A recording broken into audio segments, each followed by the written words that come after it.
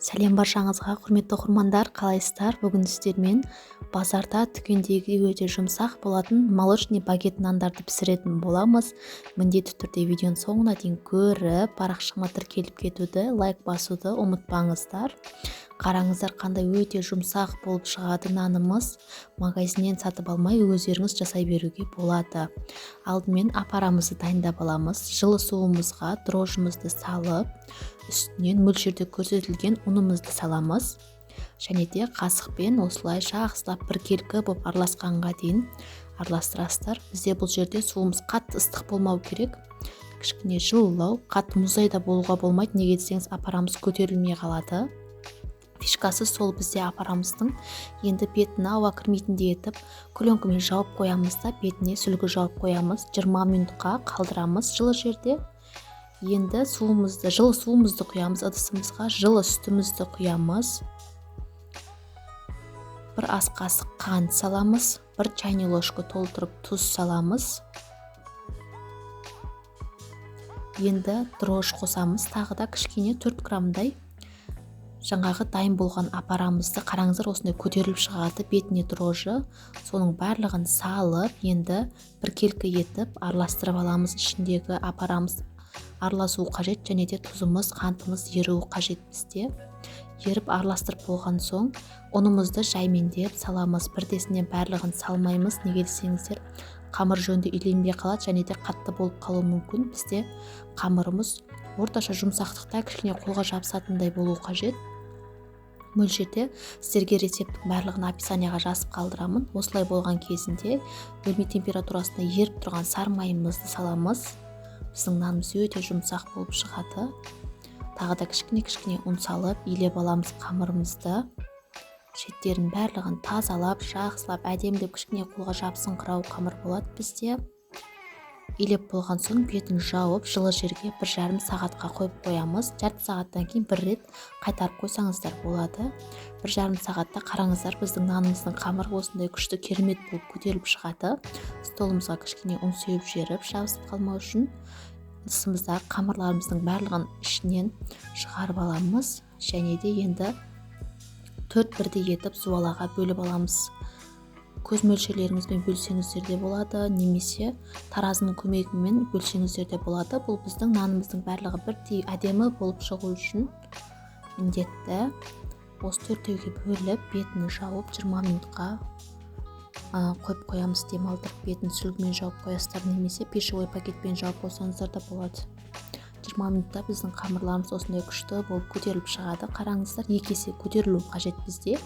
Енді багет нандарымыздың формасына келтіріп түйіп аламыз. Қараңыздар, мұқият қараңыздар, қалай түйілу барысын сіздерге 2-3 рет көрсетіп өтемін. Видеода көргендей етіп түйіп аласыздар. Жайған кезде барлығын осылай бірдей мөлшерде жайыңыздар. Сөйтіп осылай видеода көргендей етіп орап шығасыздар. Рулет сияқты етіп. Және де оралып шыққан жерін қамырға жақсылап екі шетін бұрап бірлестіріп шығамыз. Барлығын бірдей осындай ұзындықта істесеңіздер, нандарыңыз осындай барлығы бірдей әдемі болып шығады. Егер біреу қысқа, біреу ұзын болып қалса, нандарыңыз піскен кезде неприятный болып қалады. Барлығы бірдей шығу үшін осы домалақ етіп жайған кезде бірдей формамен жайыңыздар да, үлкендігін, ұзындығын сол кезде бірдей шығады. Видеоны қайта-қайта көріп үйреніп алсаңыздар болады. Өте оңай. Магазиннен пәлен-мыңға сатып алғаннан үйде өздеріңіз жасағанға жетпейді. Жасап болған соң 15 минутқа бетін жауып қоямыз. Бізде 2 есе көтерілу қажет нандарымыз. Көтерілгеннен кейін осылай өткір пышақпен 2-3 жерін осылай кесіп шығамыз. Бізде піскен кезінде беті жарылмау үшін өздеріңіз алдын ала кесіп қойыңыздар осылай. 1 штук жұмыртқаға біраз қасықтай сүт салып, бетін жақсылап бірдей етіп, біркелкі етіп жағып аламыз. Піскен кезінде қызыл болып, жалтырап, әдемі болып шығады біздің нанымыз. Өте күшті, өте жұмсақ болып шығады. Міндетті түрде дайындап көріңіздер. Магазиннен сатып алмай өздеріңіз үйде жасағанға жетпейді. Бетін әсемдеп, сәндеп, осылай күнжіт сепсеңіздер болады. Немесе сеппесеңіздер де болады.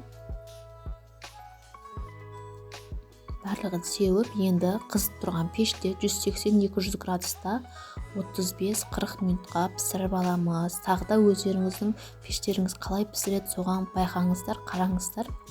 Барлығын толықтай пісіріп аламыз. Бұл бізде қазір 2 есе ісіп әдемі болып шығады. Міне біздің нандарымыз пісіп шықты, қараңыздар. Тура магазиндегідей болып әдемі болып шығады. Екеуден бөлек-бөлек пісіріп алсаңыздар да болады. Мен барлығын бір листқа салып пісіріп ала салдым. Қазір басында піскен кезінде осылай беті қаттылау болып тұрады. 5-10 минуттан кейін жайлап жұмсара бастайды. Мақтадай жұмсақ болып шығады. Уайымдамаңыздар.